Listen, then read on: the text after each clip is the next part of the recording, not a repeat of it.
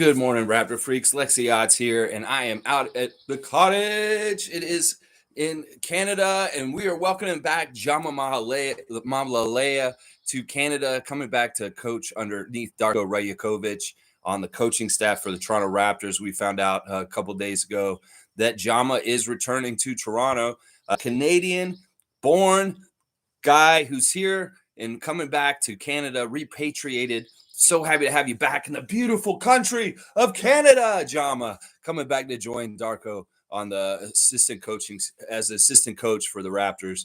Listen, they're right around the same age. They're kind of in a peer group together, Jama and Darko, and even Pat Delaney, the other new coach. They're all kind of around the same age. I just listened to 2 hours of Darko on interview from when he was with the Phoenix Suns. He says he very much does value coaching staff that he knows personally and that he gets along with. So I think that was a good clue that he knows these guys already ahead of time, just from being around in coaching circles. And, maybe it's, he knew Jama for a while, and he's kind of like, you know what, Jama, I know of your connection to Toronto and you're being Canadian, that you would just make sense. You're a friend of mine already, and you have that Toronto connection. Could I lure you away from Golden State and come and help me coach in Toronto? And I think Jama listened to it, and he's like, you know what? I've been away for 2 years. I won a championship. Things are good. You know what? I think I will go home and come back to the great country of Canada, the beautiful country of Canada. Look at the beauty of this outside behind me. This is such a great place. Oh, there's my water. But yeah, we welcome back Jama Mahalalea. This is such a great acquisition back. I know a lot of Raptors fans are very happy about this. I know I am. I know Monique is. You see that picture for the cover photo with Monique meeting Jama. She just gets to meet so many cool people. But that one in particular, I know that picture in particular is one of Monique's favorites she's ever gotten to take a picture with. And I'll tell you, Monique will probably tell you straight up that Jama is one of the nicest people she's ever met. Out of all the different Raptors players and coaches and different people that she's been around, Jama is actually a special connection with Monique, the superfan Lawrence. So such awesomeness having him come back, putting a smile on Monique's face, putting a smile on all of our faces that Jama is back in the fold in the Raptors organization. We love this so much. All right, let me see what y'all are saying this morning. Trevor's saying this morning, the morning Raptors fan, the good morning Raptors fans. The NBA suspended Ja 25 games. He's going to lose a total of $60 million. Gone. Bye. There will be financial repercussions for these kind of things. The Players Association is very pissed off about the ruling against Ja Morant. They're going to fight it. Jaren Jackson Jr., his teammate, is very much one of the heads of the Players Association. They're not cool with this. They don't like how long the suspension is, and they don't like that there's conditions for him to come back. Kind of similar to what happened with Kyrie. Kyrie had hoops to jump through last season after his tweet, and he had to prove that he had been changed his thought on that subject. Well, that's going to be a similar thing for Ja Morant to be able to play again this season. He's going to have to show that he seriously did rehab himself on this, and if he doesn't, well, they're not going to believe him, because he said that this summer and he didn't, obviously. So this is a bad situation for him. That's a lot of money. And well, listen, this is how it goes in some ways. The NBA is a corporation. They make their own rules. You want to play in their league? Well, don't make them look bad is what they're saying. And, Nike has said they're not going to drop Ja. They're going to stand by him. And they are going to try and rehabilitate his image. So Ja's not dropped by Nike like Kyrie was. It's really interesting. Trevor's saying these fans are crazy. They want to give up Pascal for Scoot. You all have to be on drugs. Oh, you need to go back to sleep until 2089 and then wake back up. Trevor is hilarious, man. He was up early writing these comments. I see that's at 7:50 this morning. Trevor, I agree. This is the same song and dance. As Monique has said on her Instagram recently, this is like the fourth summer of Pascal trade rumors. We see these rumors come all the time. And let me see. Let's check in with Pascal and see what he thinks about him. Let's do our Instagram check real quick right now. First of all, we got Precious. He's getting stuff from fashion designer company Reigns. They're sending him, it's a note. It says, "Hi, Precious. Hope you love your new Reigns gear. See you at the show. The team at Reigns." Reigns is a fashion company, and they're hooking him up with some swag. And well, he'll be at their fashion show. So Precious just putting on that he has connections with the company Reigns on his Instagram. Very cool stuff. We see DeMar DeRozan sitting somewhere looking a little forlorn. He takes these pictures where, I wonder about DeMar. I hope he's doing okay. I know this summer is going to be a little weird for him with maybe transitioning away from the Bulls and getting a new team this summer. So we'll have to see what happens with DeMar DeRozan. Right now, he's signaling to the Bulls fans, though, that he's still with them wearing a Bulls shirt in his content. All right, here's what Pascal's saying. Listen, and this is exactly right. He's hearing all the noise coming out right now, too. He's saying this basically. His quote on his latest piece, picture from him working out on Instagram is, "Worry and you get what you worry about. Work and you get what you work for." It's often just that simple. So listen, he could worry about all this trade speculation, trade talk, all this kind of stuff, but he's not going to do that because he doesn't want to aim towards that part of the road. It's very much what I like to say. If you're skidding on the road, on the ice, when you're driving, you look at the ditch, you go to the ditch. If you stay on the middle of the road, you look at the middle of the road and you'll stay fine on the road, safe and not in the ditch. Well, Pascal ain't looking at trades. Pascal ain't worrying about trades. He's working. And he knows if he just does the work, puts his head down and just does what he does every single summer since, like this has started, he will find out that he will get what he wants and where he goes. So I'm hopefully he will just stay here and it'll be just the same thing. He's not worrying about them trading him. He does not want to be traded. First of all, we know he loves Toronto. We know he loves being on this team, and this is his team. And that's the thing. He doesn't want to worry about it. He's just going to go to work. And I appreciate that approach by Siakam. It's the same one he's had to have the last few years. And OG, the same thing. We know these things are going to start bubbling up and go crazy right around now. They see the Raptors fan nation is feeling good about their new coach and some new stuff happening. Well, they got to put doubt and worry and fear in us by saying, "Oh, OG's going this way," or Pascal's going this place. Well, that's always been a bunch of hot air for the last couple of years. So I'll believe it when I see it. And when I see it, it's going to be, if it is something, it's going to be a huge deal, like a Rudy Gay trade or a DeMar DeRozan trade. And it won't be bad for the Raptors. It'll be something that we get a very valuable package in return for. And it won't be any kind of weird fleecing or any kind of weird, like Vince Carter bullshit trade. That's what I'm saying. So that I'm not worried about this, and we shouldn't be worried about this. Just like Siakam, as I said yesterday, Masai and Bobby, trust in them. They're not stupid. They're not going to make a deal frivolously. If they do make a deal with either one of those gentlemen that I mentioned just now, it will make sense and it'll be good for the franchise. So I don't think they will deal them. And I love the premium that we have with our players and how sought after they are. In some ways, that was the design of Project 6ix9ine, is to make the whole rest of the league lust after all our players and act like this.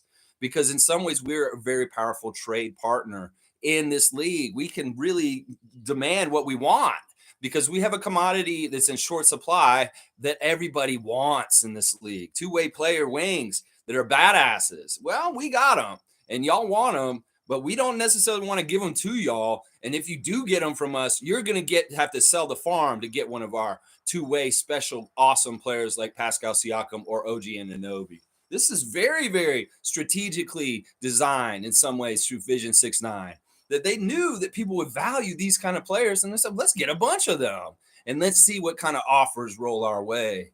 That's totally the genius of Masai and Bobby right there, Raptors Nation. That's right. Dana's here. Good morning, everyone. Good morning to Dana. Always nice to see your morning wishes in the morning, Dana. It's so nice to see you. Trevor saying Pascal for Scoot is crazy thinking. I completely agree, Trevor.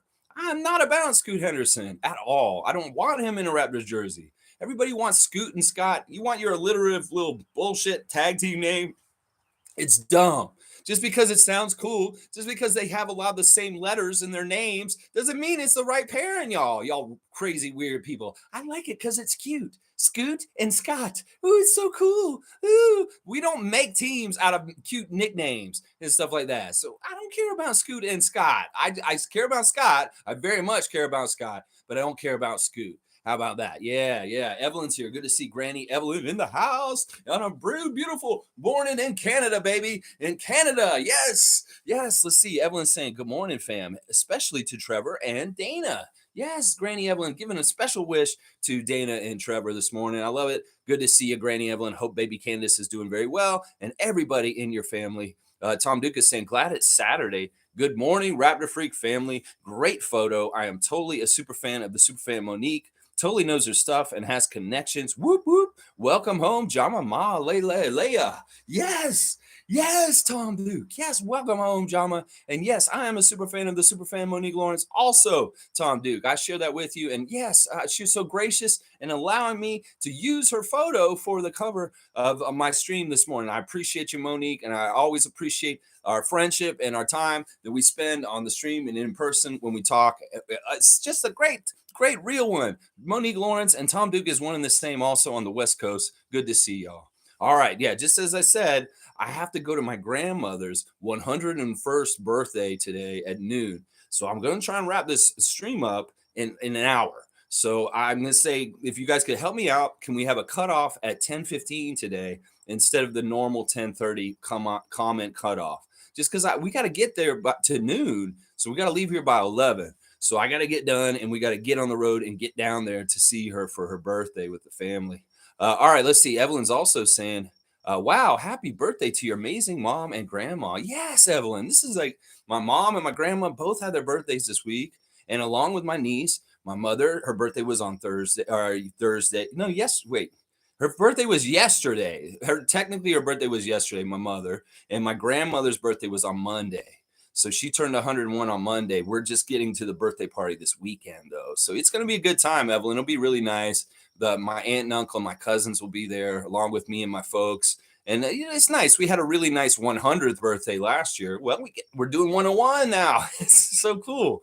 Mike saying, salute the real ones, Project Truth always. Jama and Darko seem hungry and ready to push the players into the same mode. Good things happening. Yes, Mike. Yes. Project Truth now more than ever. Listen, Logical Raptors Freak and I are a team of information to educate the Raptors Nation to be more positive and happy about the team in a lot of different ways. And we have powers. Logical Raptors Fanatic, it's in his name. He uses logic. The logic of the Logical Raptors Fanatic and the reason of the Raptors Freak are your friends, Raptors Nation. With my reasoning about what the hell's going on and kind of thinking it through, windowing that shit, and then Mike logically analyzing and getting down with his content coming out at 2:00 tonight. Give him a good follow, the Logical Raptors Fanatic. Logic and reasoning. That's the tag team of the year in the Raptors Nation. Logical Raptors Fanatic. Reasoning from the Raptor Freak. That's right. Logic and reasoning. It always wins. That's right, baby. None of this out of the blue air. OG should be on Sacramento because we can get this person, this person. No! Use logic and reasoning. The Logical Raptors Fanatic in the Raptors Freak. That's right, baby. That's right. And I believe you, what you're saying. Darko has things to prove. Jama has things to prove. These guys are going to be the stars of the show this year in the coaching world. I'm telling you right now, Darko's going to impress a lot of people. I just listened to 2 more hours of his interviews while he was on the Suns. And this dude went into very deep detail about his offensive philosophies. And he really is like, all right, this is what he said. He says, I have a structure and I want them to play a certain structure, but it's really free for them in some ways to figure it out. Now, some of this sounds like Nick Nurse stuff, but there's some of it that makes total sense. Now, some of the rules that Darko has for players, we've heard about the 0.5 rule, the 0.5 second rule. You don't touch the ball for too long. You can't hold it too long. And he's anti-isolation. Well, some of this stuff and some of the content I was listening to this morning, he's talking a lot about spacing and how to get breathing room and how to let the player naturally kind of go through their instincts and learn how to trust them more and let them do what they naturally do, not be so stringent and be like, this is how you exactly have to do it, Scotty. No, you put them in a position to kind of do a little bit of what they would like to do within that system. That's totally different than Nick's kind of freeform system in some ways, because there are very specific rules to Darko's system that you have to follow with it. And they cut down on certain things. Now, one of the things that's going to be totally different is Nick didn't like turnovers, so he didn't like passing much. Well, Darko's the opposite. He's already saying, good teams make turnovers. The Spurs won championships and they had turnovers. It's just going to happen. And you got to allow for it. So he's not afraid of getting turnovers on this team to the detriment of not moving the ball around of the court. He'd much rather have the ball moving around and free and going to different people in different places than to be so worried to pass it because it might cause turnovers. So that may be one of the biggest differences we'll see this year is the freedom to pass the ball and to move it around better because you're not constricted to tell you not to pass it. That's what happened last year with Nick or the last couple of years. He literally is telling our guys, don't pass it too much because we don't want y'all turning the ball over. So, and Darko's not afraid of turnovers at all. Tom Duke loves the beauty backdrop. That's right, Tom. This is probably looking a bit like where you're out at Victoria in the nice in the green country of British Columbia. Yeah, yeah. I mean, I love it here, man. You got the great fir trees. I see these big giant bird woodpeckers and coyotes and all kinds of stuff in the yard out here. I'm telling you, we got wildlife out here. Isaac Campbell's got the full party set. Holy crap. I'm gonna have to bring some of these party favors to my grandmother today. 101 birthday. That's right. Holy crap! You have some emoticons I've never seen there, Tom. He's getting into your language here. I know you know exactly what all those emoticons are, but I don't know how to decipher every one of them. Holy crap! Fiercey Salsera in the house. Good to see Raptor Freak. Fiercey Salsera. Good morning, family, and happy Saturday. Trading Pascal for Scoot is crazy. People seriously considering an established hooper as versus a rookie who has potential. And I think this is so telling that on sports on ESPN, their rankings, he has dropped all the way to the 13th pick, our spot on their rankings. Why the hell? He was a top 5 pick like just 3-4 days ago. Why is he out of the top 10 all of a sudden? This is so weird that Scoot Henderson's getting sullied and dropped in the rankings by ESPN at this point. Go look at their latest rankings. I don't know if it's just that writer has something against Scoot Henderson or something like that, or they're trying to railroad him to the Raptors somehow, some way. Maybe they like alliteration too. Ooh, they like Scoot and Scott. The alliteration of that is so cute. Ooh, ESPN, we got to do this. I don't know. I'm all about what y'all are saying, though. You're exactly right. Siakam for Scoot is not equal. It's not equal in any kind of way. And people are crazy if they think the Raptors value Siakam in the way that they value him. No, no, no, no, no. Y'all don't get it. Our value with him, we're looking at him like he's Jason Tatum. You want to come trade for these guys? You know, they're basically Tatum and Brown, Celtics Nation and other places. You really want to know how we feel about Pascal and OG? Well, that's Tatum and Brown. You come at us with the same kind of trade package you would ask the Boston Celtics if you were trying to get Jason Tatum. That's basically how it is. He's not a discount, bro. He's not a discount because he's in Canada. This dude is a top level player, just like Jason Tatum. So if you're going to give us a package, you better be something you would offer the Celtics if you were trying to get Jason Tatum. It's just what I'm going to tell other NBA teams. You better come correct. Like you're dealing with the Celtics and it's Jason Tatum and Jaylen Brown. If you're talking about OG Anunoby and Pascal Siakam right now, I'm going to say that right now. That's right. That's right. Mike is saying, happy birthday, Grandma. Otts, it's all good. I spent all morning working on the Masai drop for today. I'm opinion burnt at the moment. Clipping the time down. Masai has so much to talk about whenever he speaks. Nice. Mike's going to be talking about Masai Ujiri at 2 o'clock. Watch his clip later at 2 and follow him. Give him a good subscribe. Logical Raptors fanatic. Well, now more logical than ever because we need more logic in this crazy illogical world. Yes. Isaac Campbell saying, I hope you enjoy your time in West Virginia. I know. It's the Great Smoky Mountains. It's coal miners' daughter country, Isaac Campbell. I'm here in West Virginia right now, and I'll tell you, it's smoggy here a little bit, but not from the city, just from the Great Smoky Mountains. That's right. West Virginia. Yeah, for lovers, I think. Oh, no, West Virginia is for lovers. West Virginia is for lovers in your own family. All right, let's see. Cool Cat's saying, good morning, Raptor Free Crew. I hate the part of our fan base always talking about trading players. We disrespect our players that way.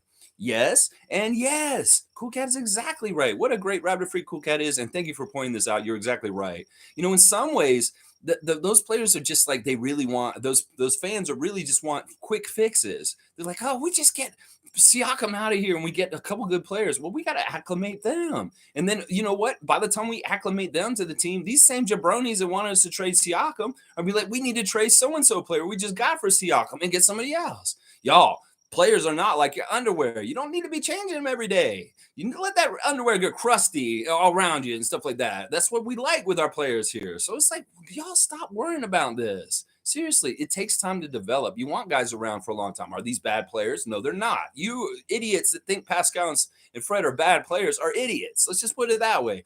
And these guys are good players, and we want to keep them around to keep developing the chemistry, the time accrued, the second nature, knowing somebody like the back of your hand, the back eyes in the back of your head kind of stuff on the court is developed over time with familiarity. And if you get rid of the guys over and over again, you don't ever gain any familiarity. So it's like, don't be like a McDonald's down at Queen of Spadina with your turnover on your roster of employees. You want to get a steady roster out there that's been around and anchored and together and knows each other really well.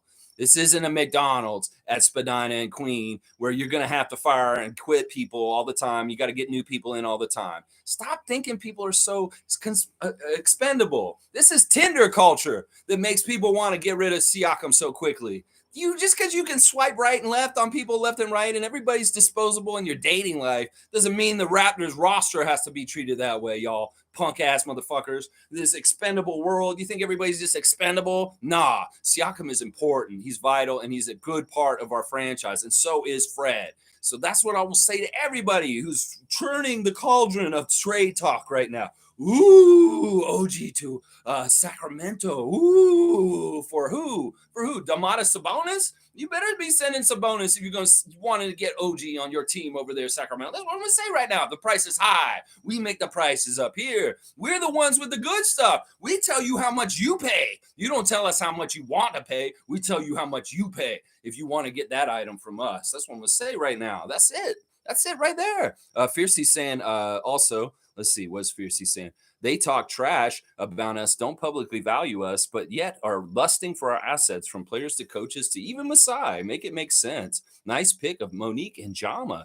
Yeah, I love that pick. And you're exactly right. In some ways, it's like gaslighting. It's in some ways, it's like an abusive, toxic relationship, the NBA and the Raptors. You know, they talk this certain way. We can look at this and look at parallels in our own lives. If somebody treats you like the other NBA treats the Toronto Raptors, get out of that relationship. That's what I'm going to say. These are the signs of a toxic relationship. Well, just see how these people put you down, and then they're like, "Oh no, baby, I didn't mean it.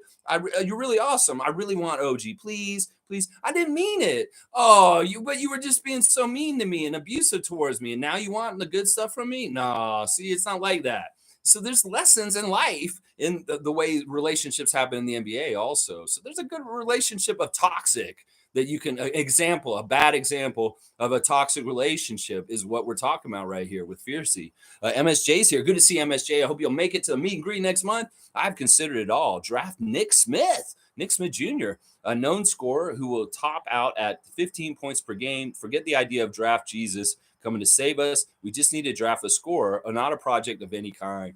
I agree with this, MSG. I'm not into projects at all. I want somebody ready to go, hot and fresh, just like Little Caesar's Pizza or something like that. You go in, you get the pizza, it's ready, you just get out. I don't want to wait around for that pizza to warm up and then cook it through the oven. It's already ready, just grab it and go. And that's what we want, a scorer that can fill it up. And it's not going to take time to develop or learn or adjust to the game. Somebody who's just so good, a scorer, that they can score right away when they're in the NBA. There are guys like this that come up out of the college ranks. And that's why we want somebody like that. Now, MS Jason is Nick Smith Jr. He was on my yellow zone as far as like he may be good, but I'm not totally confident in him. He's a little bit slight, and that's why I was kind of putting him in there with Kobe Buffkin and Jordan Hood Schifano. So those three guys are all like very intriguing, and they could all be very good pros, but to some reason I have little red flags on them. But I'll look at some more Nick Smith Jr. just because you mentioned him today. I know he is a scorer, and he's got some interesting talents, but I'm worried about how much of them will be easy to translate to the NBA game. That's the one thing I'm worried about him there. Good to see Kareem Thomas here in the morning. Shir Khan is here. Good morning, Raptor Freak family. I love to see everyone in the chat this morning. Happy birthday to Grandma Freak. Salute to the most important ladies in our lives. Wanted to show my love for the new hires, new age for the Raptors. Yes, Shir Khan, always so positive and such a great Raptor Freak role model. Shir Khan, we love you, man. You're awesome to wish a happy birthday to my grandmother, my mom. And yes, the ladies in our life. You know, it'll be Adriana's birthday on Monday, I believe. Yeah, let's see. 17th today, 18th. No, Tuesday. Tuesday's Adriana's birthday. So it's just these June birthdays come quick and fast and heavy.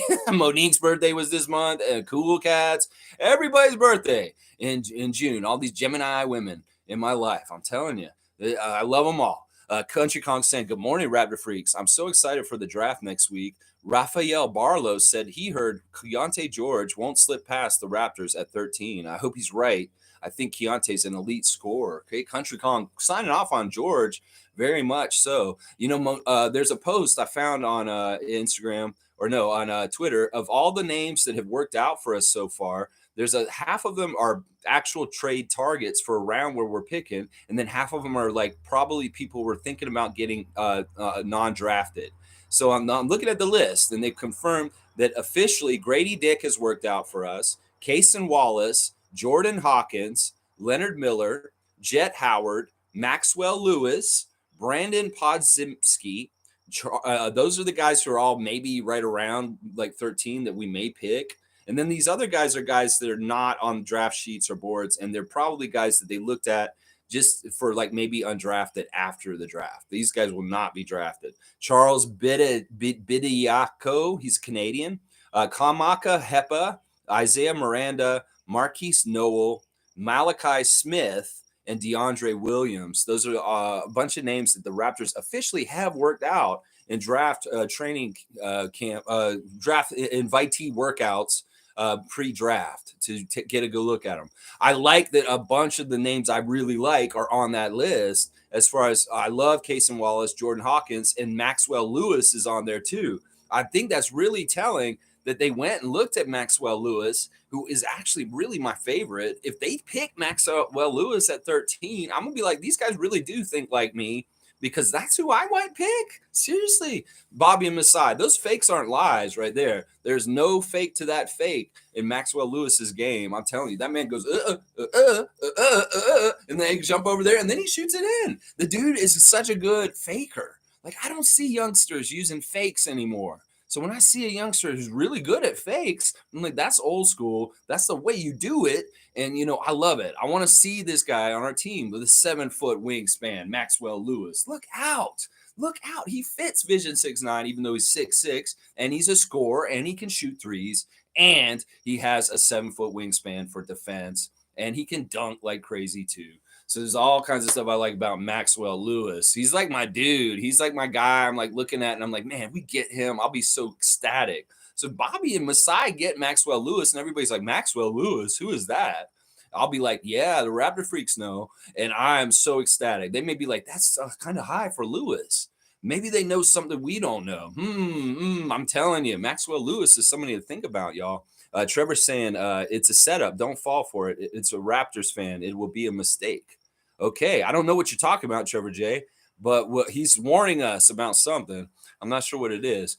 Fiercely saying couch GMs want us to win a chip as soon as possible, yet are entertaining weird trade ideas, signaling rebuilding. Really? They don't understand how it works. That's why we got to educate them more and more. You guys run into people in your everyday life that you know personally, like friends and family, that may be talking this way. Well, spell it out to them. Make it real simple. It's like, well, you understand whenever you like get new players, that's kind of a reset where you have to start over with learning the connecting of them with the guys you have on the team. And that takes more time. So if you're really in a rush to get to a championship, you got to do it like Denver. Do it the long haul way and the plotting way, and you will get there correctly. There's no fast route to it. There really isn't.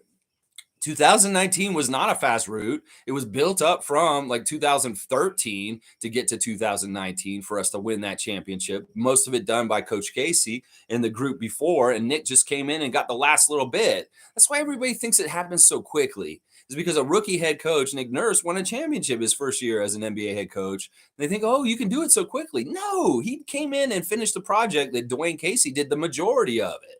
And that's what everybody needs to realize in Raptors Nation. This does not happen quickly. This cake takes a long time to bake.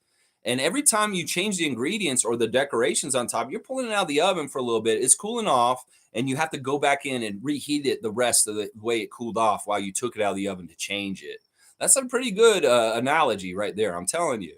So if you really want to be so quick to get that championship, less moves is better. I'm going to tell y'all right now. Y'all think more moves and a quick home run move is going to just come and save everything? Bullshit.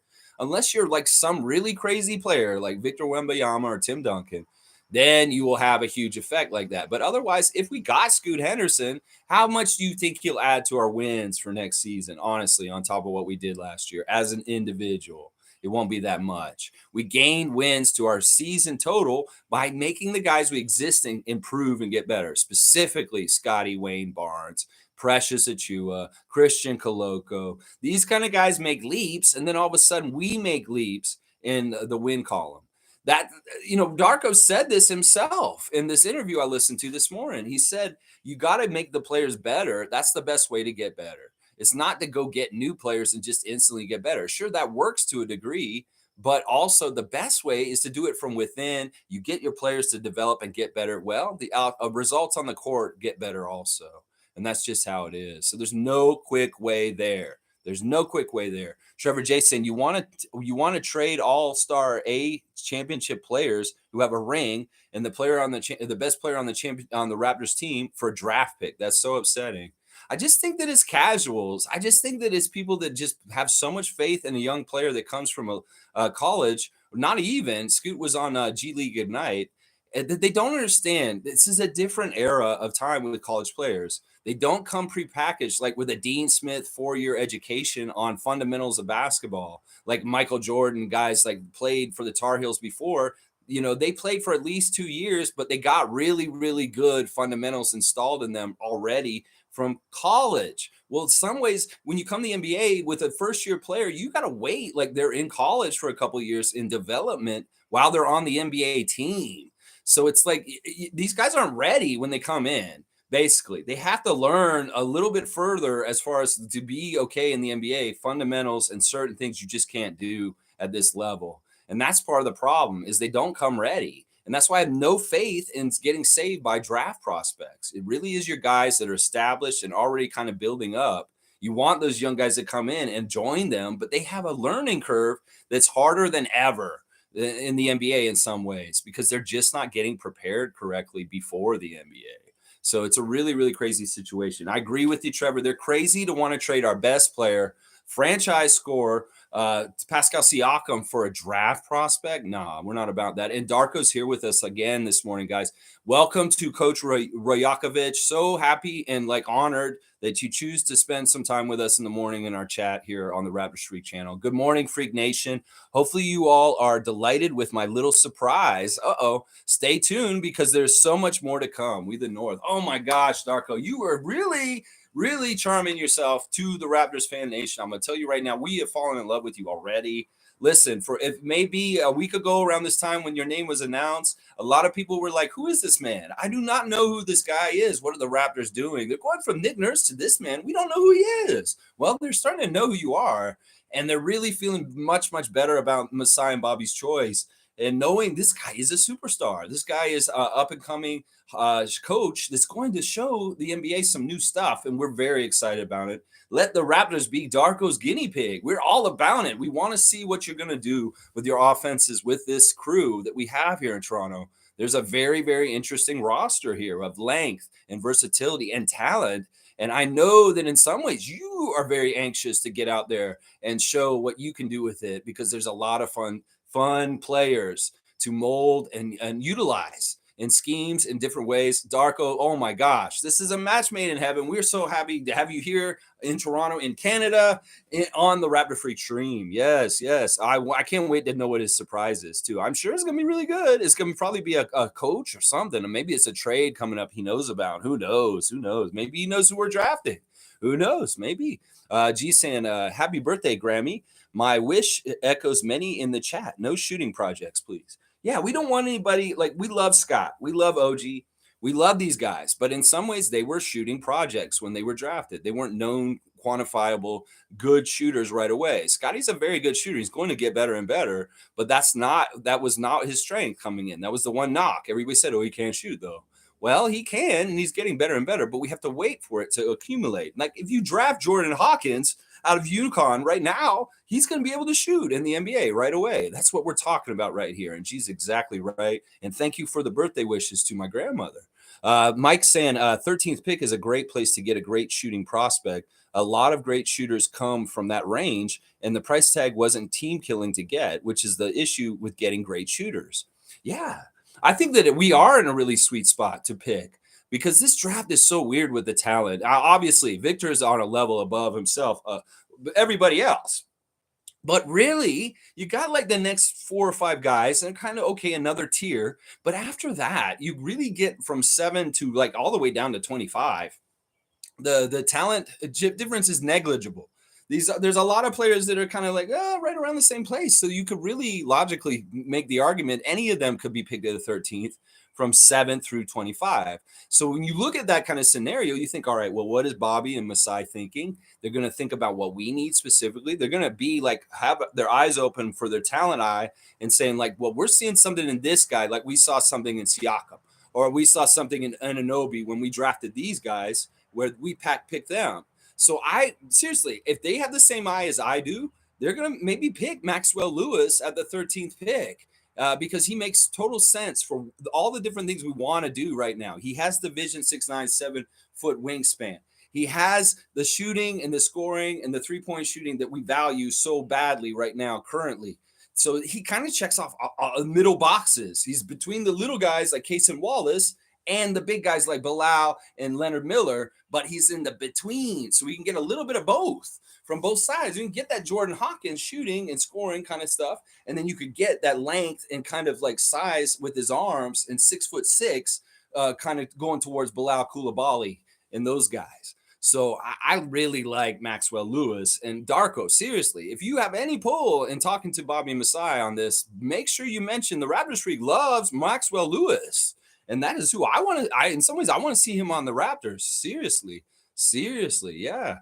G. Sam Mitchell got Laurie all star, Sexton, Oche, and 3 unprotected first round picks and 2 pick swaps. But Pascal's worth a pick. Shaking my head. Yeah, G's exactly right. If we want to look at what OG or Siakam should get on the trade market, we can look at recent moves in the last couple years and look at what Donovan Mitchell got with the whole trade there. Look at what Gobert did when they traded for Utah. We've got to think we want these big, huge packages because these are not slacker bad players. This is an all-NBA, all-star player in Siakam. This is the premier two-way player in the league in OG Anunoby. We know what we have. Don't try and sully the goods, and know you have to come correct with the price. As Scotty said last year in his Twitch stream for fun, the price has changed, bitch, is what he said.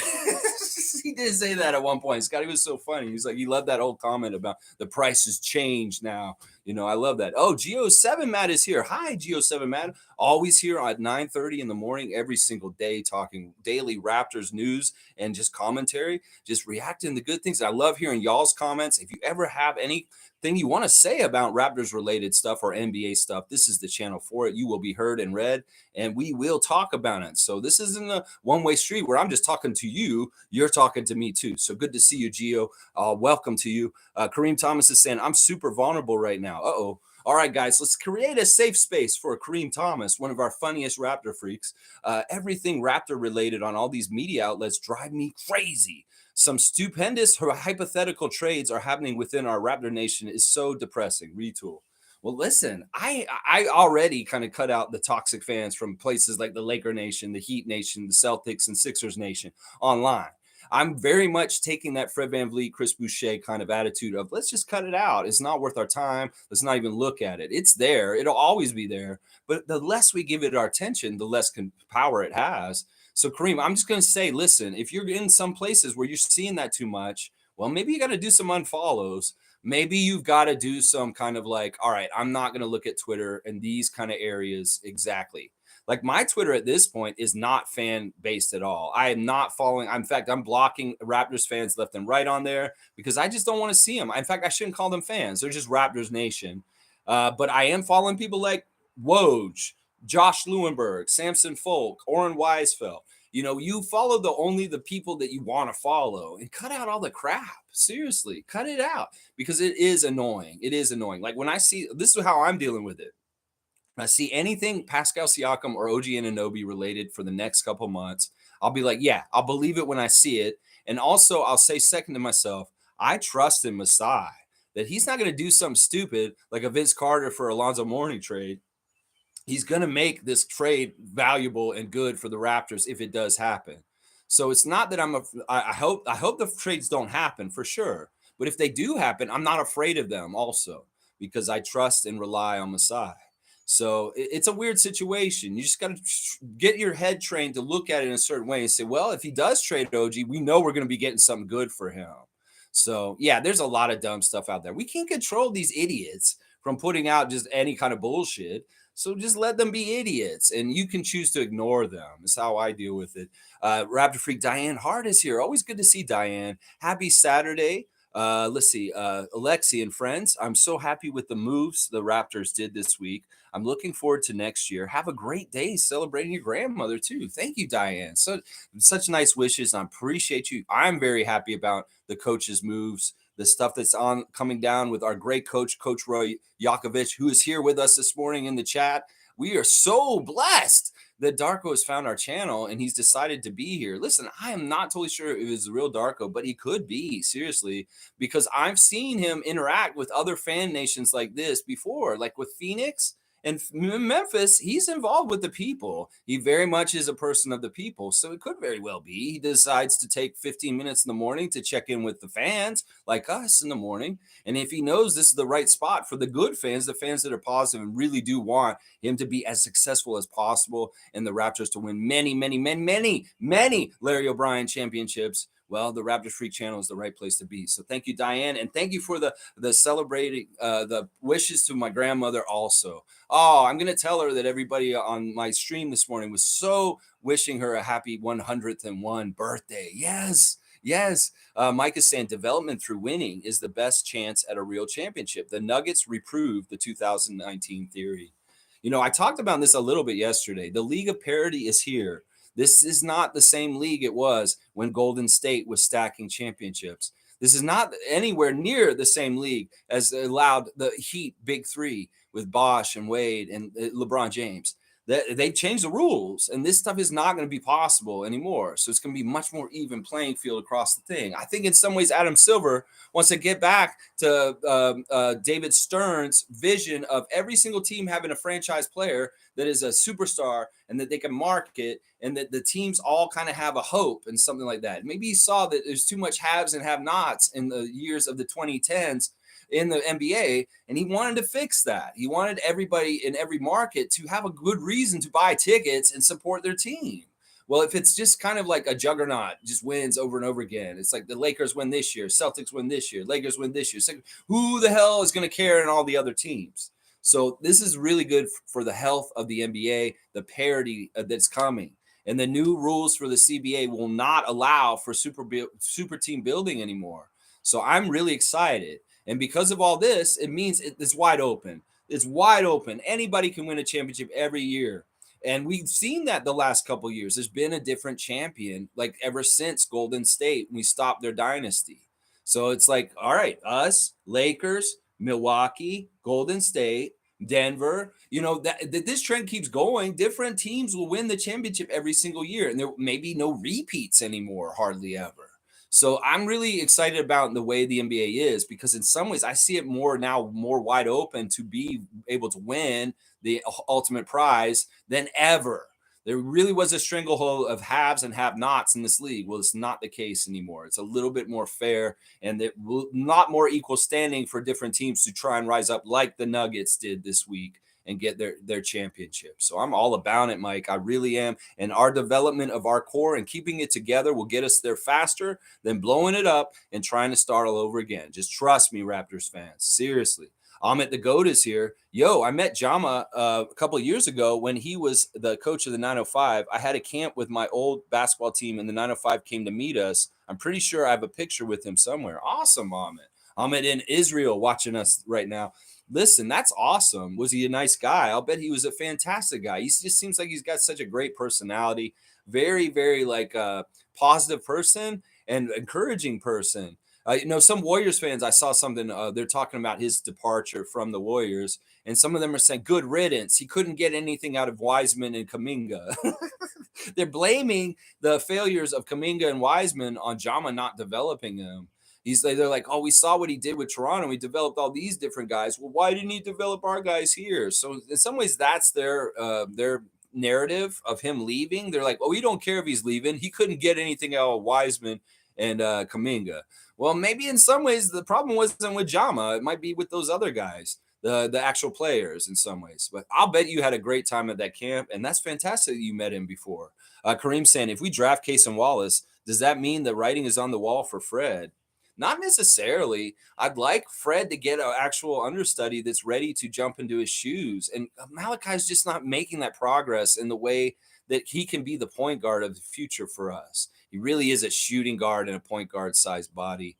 And it's too bad. Now, I think that it could be, Fred is here with Case and learning underneath him.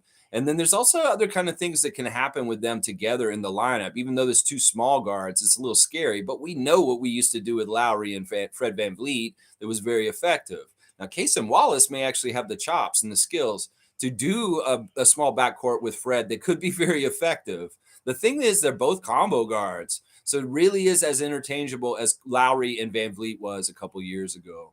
So I'm not afraid of that. And no, that doesn't necessarily mean Fred's on his way out if we do draft Kaysen.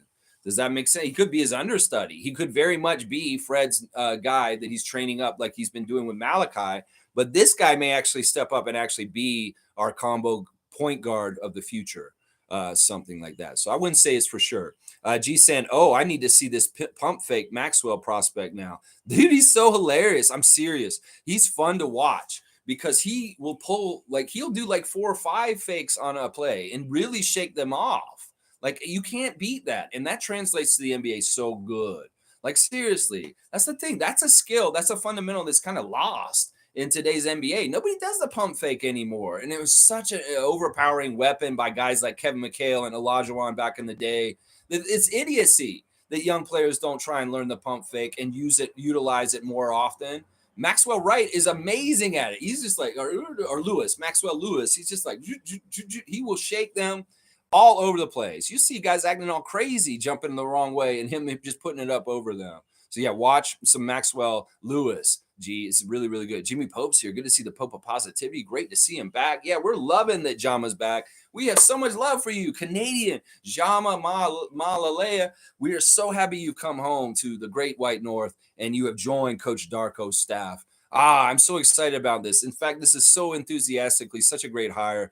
Darko, you're an enthusiastic hire, and now you've really hit it out of the home run with Jama. And I don't want to slight Pat Delaney. I do not know him as well as Jama, obviously, but he seems like a fantastic hire also, Darko. Really, really liking who you're building your staff the beginning of so far. I want to know who you're getting as a former NBA player. If you get Serge Ibaka somehow on this team, either as a player or even as a weird new assistant head coach or assistant coach, that would be fantastic. We want to see Serge involved in our team once again. He's out there kind of just hanging around, and nobody has him right now. And I know he wants to still be involved in the NBA. So why can't we get him back in Toronto now that Nick's gone and Serge can come back and feel good about being around Toronto? Now, if the problem is that he's going to hold up the bus because he's doing his cuticles and his moisturizing and stuff like that, okay, I understand. But if he doesn't play, then maybe he doesn't have to change. He can do all that and be the coach, and then he can just get on the bus and not have to have such a post-game ritual,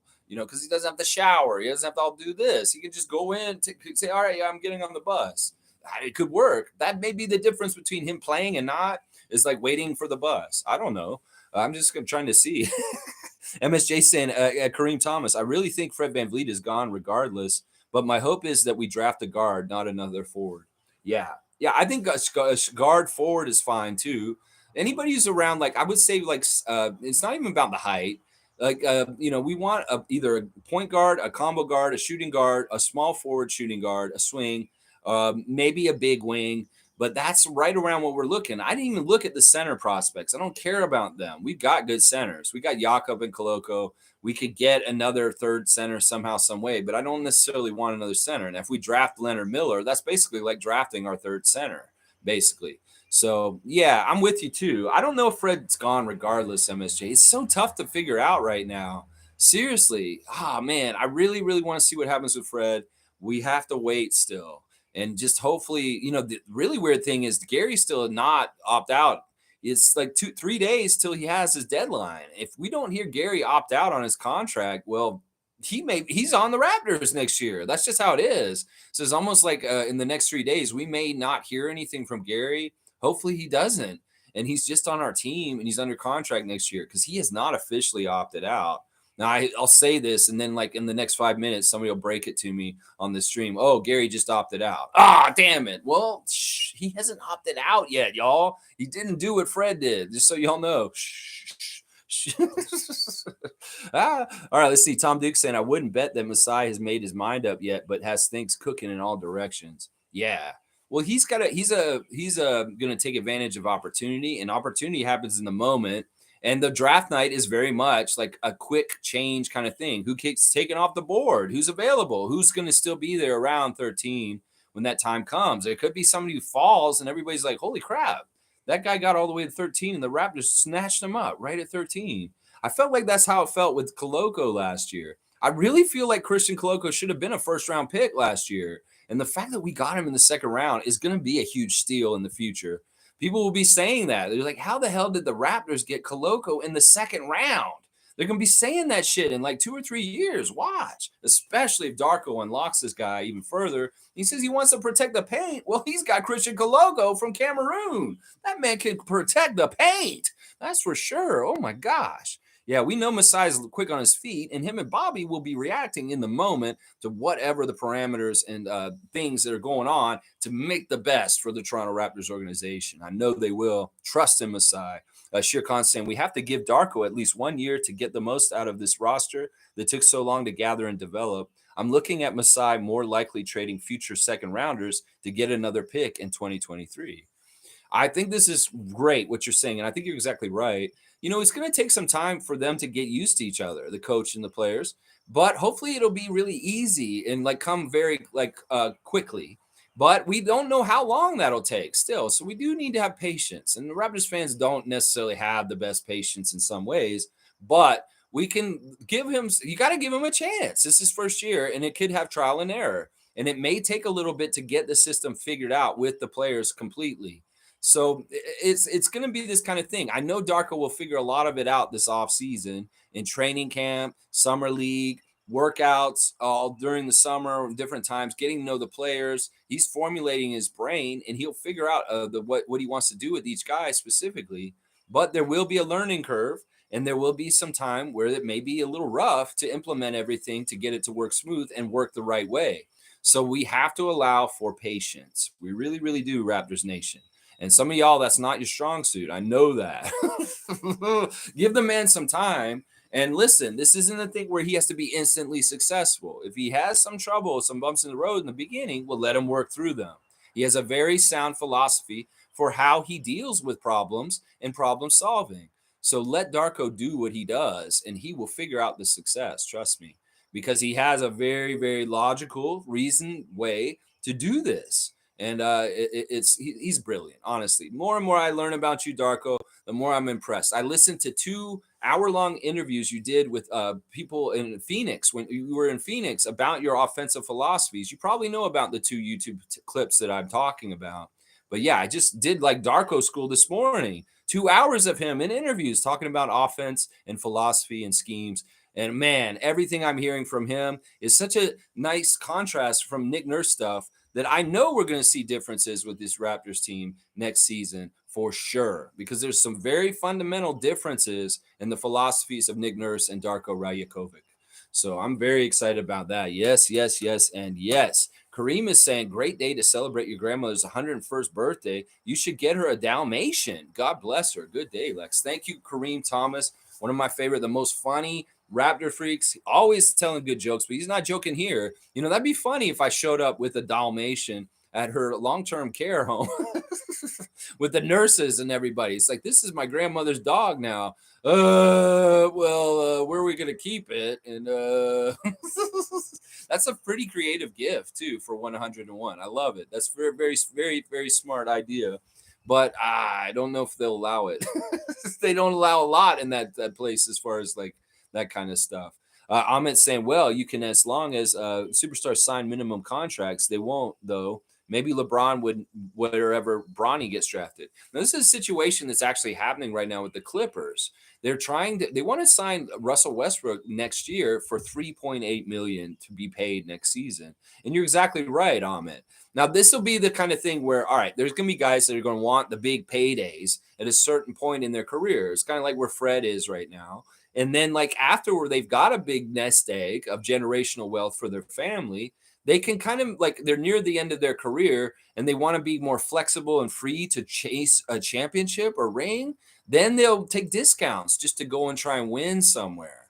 And that stuff will still happen.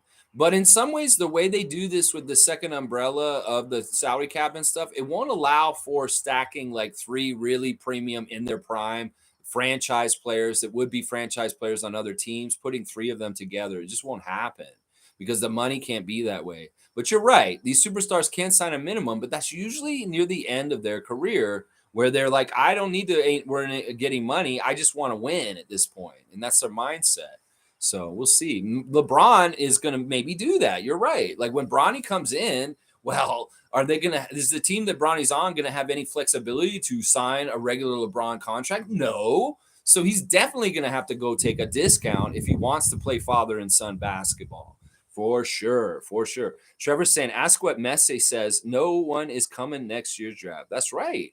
I don't care. These drafts don't matter to me. Everybody who values the draft, forget about it. That's not the way to value. You got to value vets in today's NBA because the vets seem to be the commodity that is not as good. There's a glut of young talent, glut of young next great thing. But how many PJ Tuckers out there? How many guys that can hold your team together on the team as a vet? These guys may be the highest commodity coming up, not the draft prospects. Is a vet who's around who can actually help your team have good culture and keep the team mature and professional in certain ways so that they can win. There's not enough of that going on. We've seen in Memphis the issues they have there. There's a lot of teams that have no vets, and they're a bunch of rudderless little youngsters that don't know what they're doing in the NBA. The Houston Rockets, another great example of that kind of team.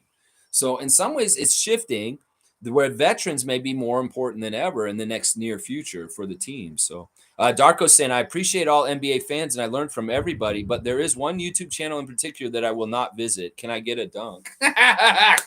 He knows about dunks, and I think he knows about the channel of He Who Shall Not Be Named. I will keep you a dunk, Darko, and I don't have my sheet with me here out in the cottage.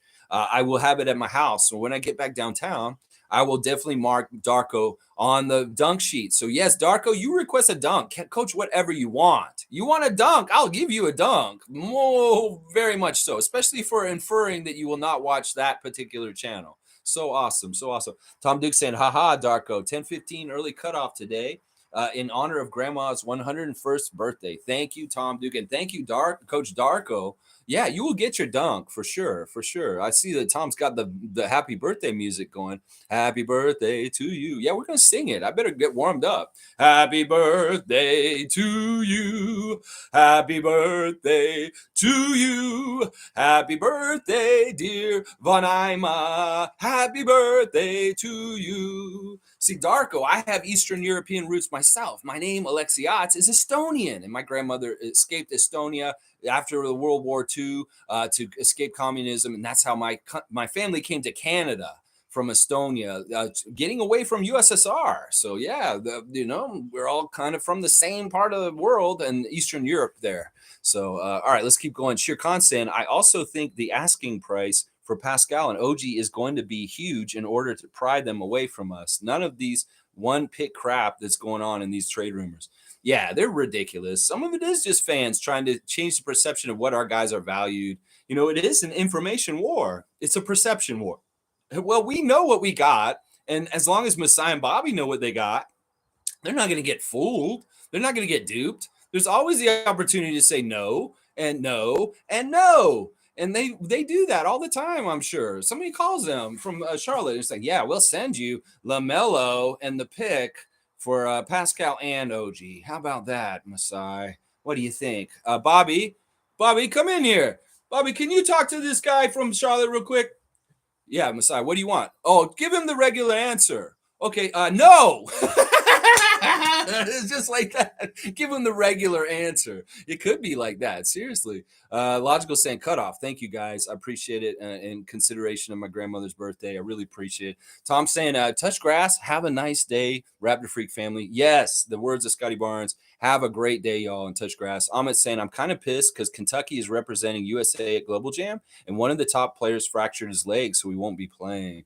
Well, it is what it is. You're going to have a fantastic time at Global Jam, and we'll be happy that you're back in Canada to visit for that event. So, yeah, it is what it is, but it's kind of cool that Kentucky will be there. Actually, it is very kind of prestigious in a lot of ways, besides the fact that one of their main players will be heard.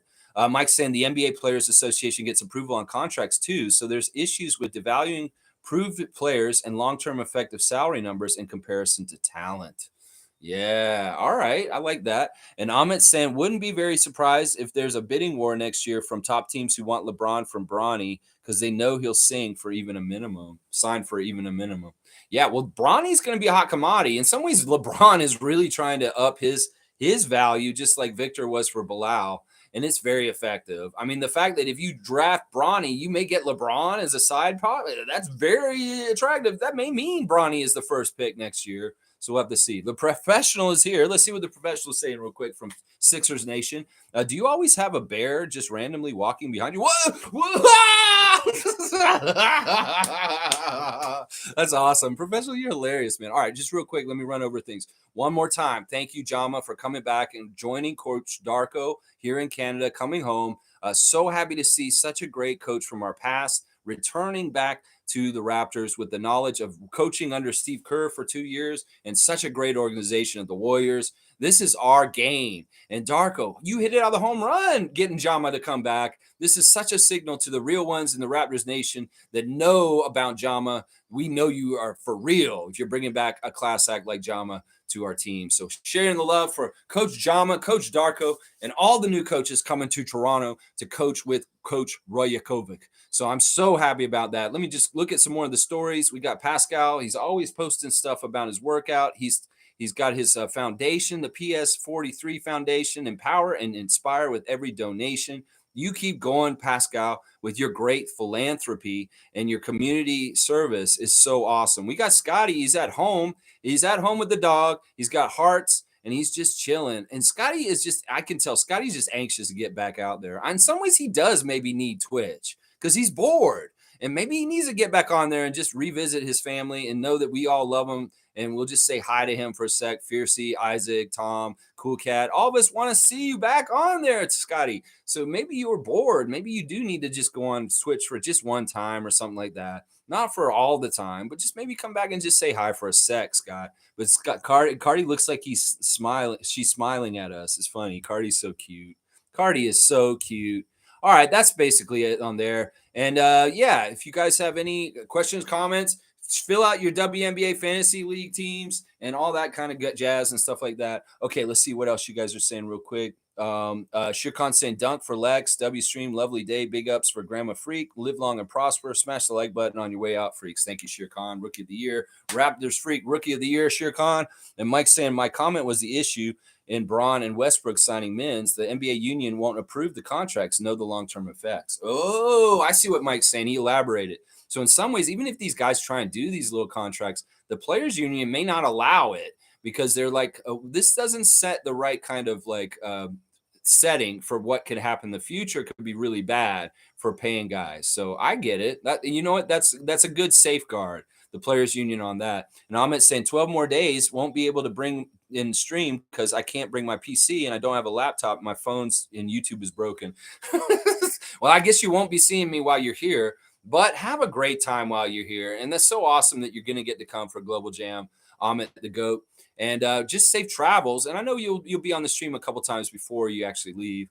Darko saying, take care, friends. We are all committed to winning and excited to turn the page on a new era of Toronto basketball. This is a new era. It's exactly right. Masai said it best when he introduced you. The new era of basketball is here in Toronto. And we truly believe that.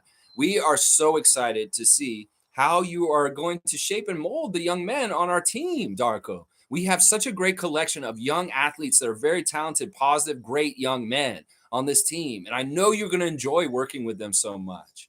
They're very, very interesting, cool dudes. And they have a great kind of energy between them that can be unlocked even further. I'm very much looking forward to a loose and fun atmosphere, just like you had in Memphis last year. It's amazing how y'all had so much fun in Memphis last year, considering so much turmoil going on around your team. And in some ways, I know it was you, Darko, that made it so much fun with the players. And we needed that so badly last year. Everybody looked like their dog died the whole year sitting on the bench like this in Toronto. I know you won't let that happen here in Toronto. And that is part of the new era of Darko, is that we're not going to be sitting in our feelings. We're going to get out of them and we're going to talk and we'll get it out and we're going to feel good and keep it all clear and nice and unity on this team. The word unity was said so much last Tuesday in that press conference when you were introduced that it made my heart so full and happy, because that was the one thing the Raptors needed more than ever last year was unity. So I am so proud of the new era and new coach Darko coming to get the Raptors to a new level and get them back on the stage holding a Larry O'Brien. I want to see that so much. You will make us forget Nick Nurse. Get us a couple of them, Darko, over the next 10, 15 years. Get us a bunch. I want to see Spurs franchise dynasty stuff going on here in Toronto, just like they won in 99. We won in 2019. Let's get 5 over the next 15 years. How about that? Yeah, I dream big. That's right. W's from Tom Duke and Race Mode's here. Happy birthday, Grandma. Let's go, Edmund. Thank you all. Please like, comment, subscribe, and share. And I'll be back tomorrow, a Sunday special report, but it's not going to be like the normal special reports. You guys are finally going to get the final chapter of the real mascot matchup of the last season. You will know the end of the story from the whole saga of the year. So it's just be story time tomorrow. Nothing serious, no big political topic, no NBA changing the rules topic. We're doing the real mascot matchup finale. Storytelling about an hour, maybe. I don't know how long I'll tell the story, maybe a half an hour or something, but you're going to getting a big, huge story, not just a 5-minute real mascot matchup. You're getting an odyssey, a real long one tomorrow. So that's what it's going to be for the Sunday special report, real mascot matchup finale. Finally, special half-hour finale for sure. All right, Cowboys here. Good morning, Lex and Raptor Freaks. Happy birthday to Grandma Dukes. And what a beautiful pick. I hope of Monique with a smile. Yes, that's right, Bradley. Go, Bradley. Y'all have a good day. I'll see y'all tomorrow. Let's go, Darko, and let's go, Raptors.